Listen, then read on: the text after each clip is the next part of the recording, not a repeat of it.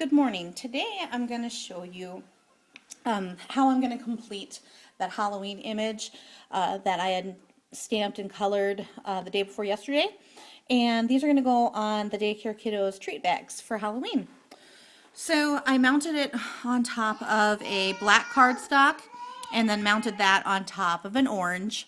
And I punched out a hole, which of course I couldn't find my crocodile down here. So I had to improvise and poke hole in maybe a not as nice way. But you know, crafting is improvising too. So that's what I did. Anyway, I'm going to add some stickles today to the eyes of the pumpkins and the nose and the mouth. And stickles are just, you know, going to add that nice little pop to it. It's going to take forever to dry, which you guys know that is the case if you have stickles on anything. They take a while to dry. Okay. Do the little ones. Try and add a little bit. The stickles are really nice. I like the applicator tip. You can really control how much you get out. Like for that little pumpkin, you know, there's barely any eye to even add a dot to. But you know, it's not gooping out, which is nice. Okay. So then we're going to finish up with the last pumpkin here. Okay. So the pumpkins are done. They are going to be nice and sparkly. Okay. And then, oh, I used, I should probably tell you too. I just used yellow stickles. Okay. And then I think I'm going to just try and add a little something to the cat. And I was thinking of adding the 3D crystal lacquer just to the eyes right now. Let's see what I think of that.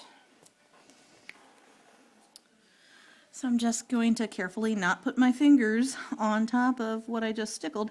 Okay, and I'm just going to dot the eyes. So I think that adds a little dimension to the cat as well, which I think will be pretty nice. Okay, so I'm going to put that aside, and then when it's done, excuse my messy table by the way, somebody put a sticker on it. Okay, this is like a finished one, and it's got the stickles on it, and it also has some of the gloss on the eye. So I hope the kids will like it, and it'll go to their treat bag. And if nothing else, I know they'll like what's inside their treat bag. So I hope you've enjoyed my little craft.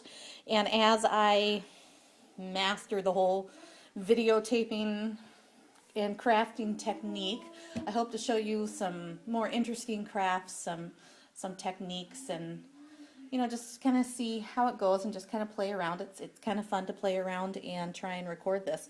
You should see how I have my phone hooked up right now.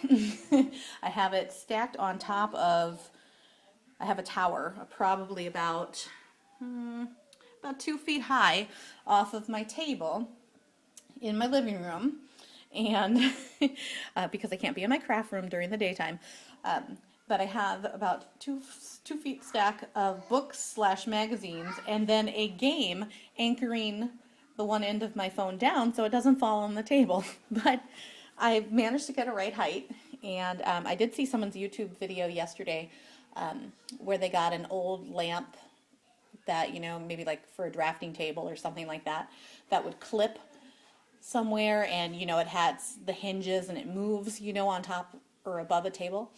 And they got it at Goodwill or a thrift shop, and they bought an iPhone mount at an eBay store, and then they just kind of rigged that up, and then they can kind of move it around. So I'm going to check thrift stores, see if I can find one of those lamps that I can just kind of attach anywhere, and see if I can't do a little bit of better video taping of my things. Anyway, thanks for stopping by today, and I hope you have a good day.